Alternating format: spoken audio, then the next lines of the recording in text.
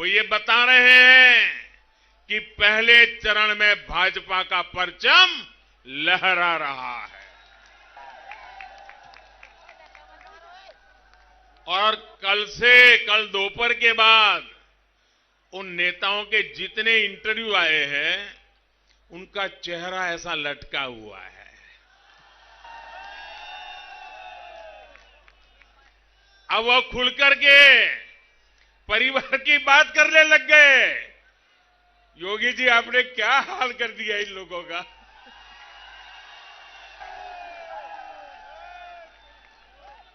और आप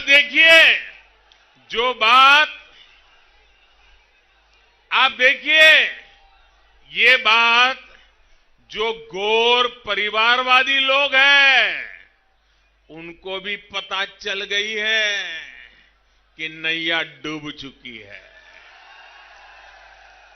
इसलिए उन्होंने अभी से ही ईवीएम पर, चुनाव आयोग पर सवाल उठाना शुरू कर दिया है। आपको मालूम है ना, जैसे क्रिकेट में क्या होता है, वो बॉलर बॉल फेंकता है, जब विकेट मिलती नहीं है तो बॉल वहां पहुंचने से पहले ही चिल्लाता है एम्पायर के सामने देख के, आउट आउट आउट। और फिर नहीं होता है तो ये एम्पायर पे गुस्सा करता है, एम्पायर के सामने पैर पसारता है। देखा है ना आपने। इस चुनाव के पहले चरण के बाद ये लोग उसी प्रकार का भाषा वातावरण, अब ईवीएम को दोष दो। अरे जनता जनार्दन आपको स्वीकार करने के लिए तैयार नहीं है। अब उत्तर प्रदेश को गुंडा राज नहीं चाहिए। लेकिन मैं इन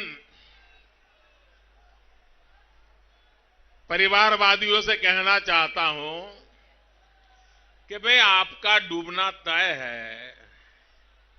अगर ईवीएम को ही गालियां देनी है तो 10 मार्च के बाद बहुत दिन है, देते रहना। साथियों, मोदी और योगी जी को जो आशीर्वाद और प्यार आप दे रहे हैं उसने परिवारवादियों की नींद उड़ा दी है। कितनी कोशिश की इन लोगों ने जाति के नाम पर अलग अलग करने की, लेकिन ये लोग पूरी तरह फेल हो गए। आपने एकता के दर्शन करा दिए, आपने नौजवानों के उज्जवल भविष्य की चिंता की। भाइयों बहनों, ये परिवारवादी महलों में जिंदगी गुजारने वालों को जमीनी सच्चाई का पता ही नहीं है।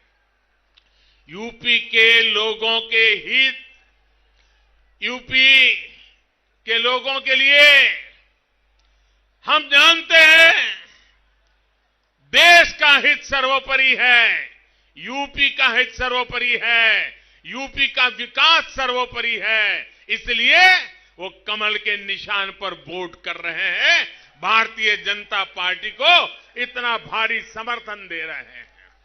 भाइयों और बहनों, आपने 5 साल तक डबल इंजन की सरकार का काम देखा है, आपने हमें परखा है।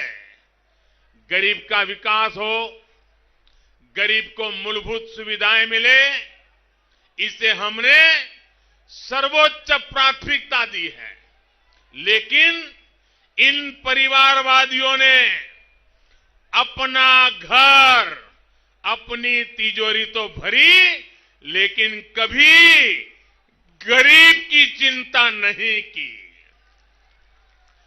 गरीब का जीवन आसान बने, ये लोग न पहले चाहते थे और न आज चाहते हैं।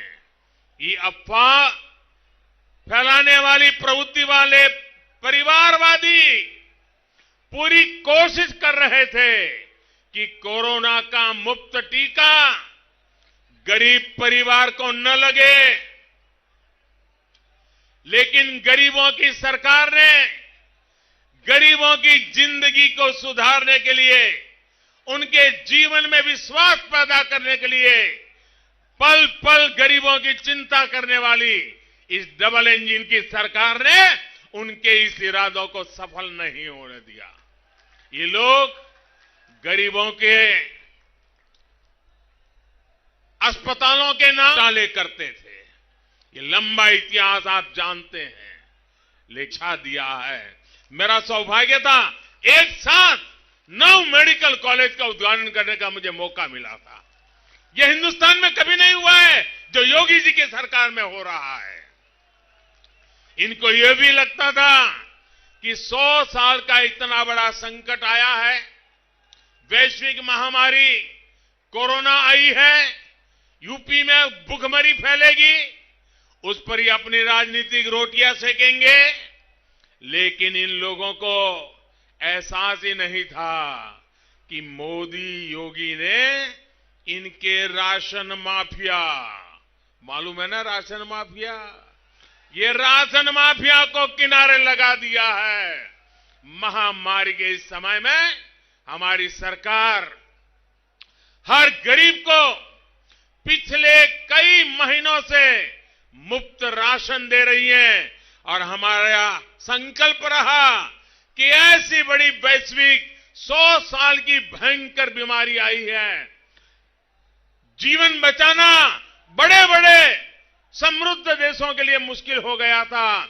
हमने जीवन भी बचाने के लिए जी जान से मेहनत की और हमने कोशिश की कि गरीब के घर का चूल्हा जलता रहना चाहिए।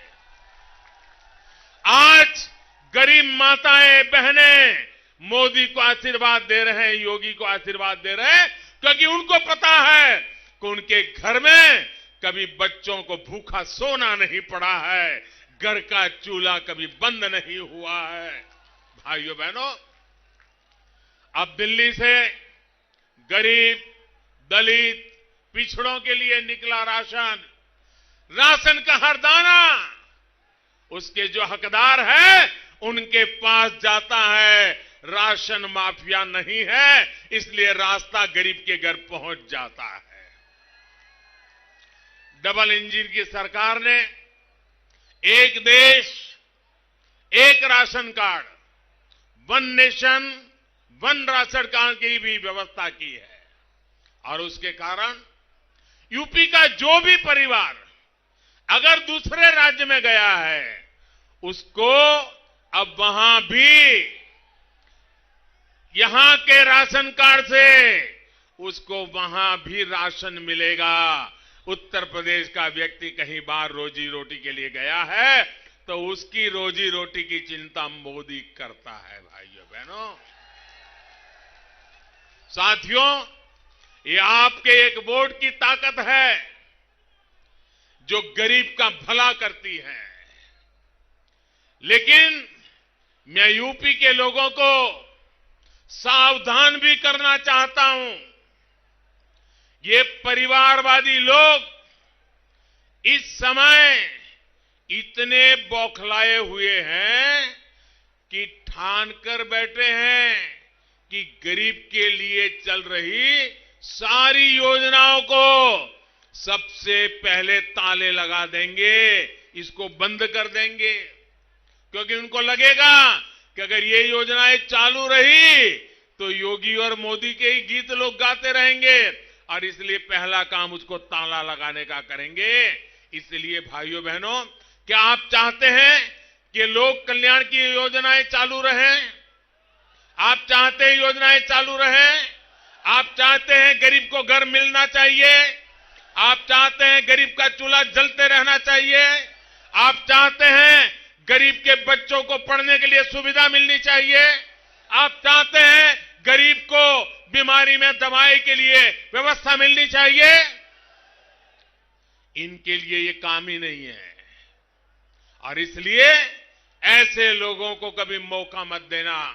साथियों, इस क्षेत्र के जिन गांवों को इन लोगों ने बेसहारा छोड़ दिया था उनको डबल इंजन की सरकार ने अच्छी सड़कें दी हैं, नदी पर अच्छे पुल दिए हैं, एटा में 11,000 करोड़ रुपए का बिजली प्रोजेक्ट लगा है।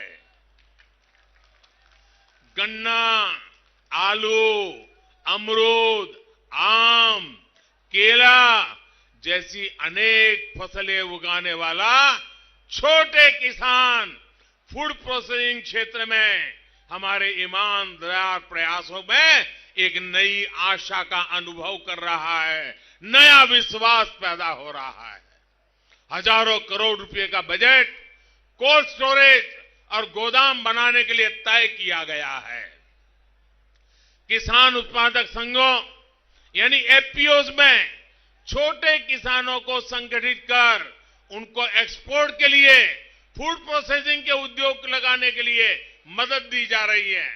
हमारी सरकार किसान क्रेडिट कार्ड के दायरे में पशुपालकों को, मछली पालकों को भी किसान क्रेडिट कार्ड की सुविधा दी है, जिसके कारण उसके कम ब्याज से उसको बैंक से लोन मिल सकता है, वो अपना काम विस्तार कर सकता है।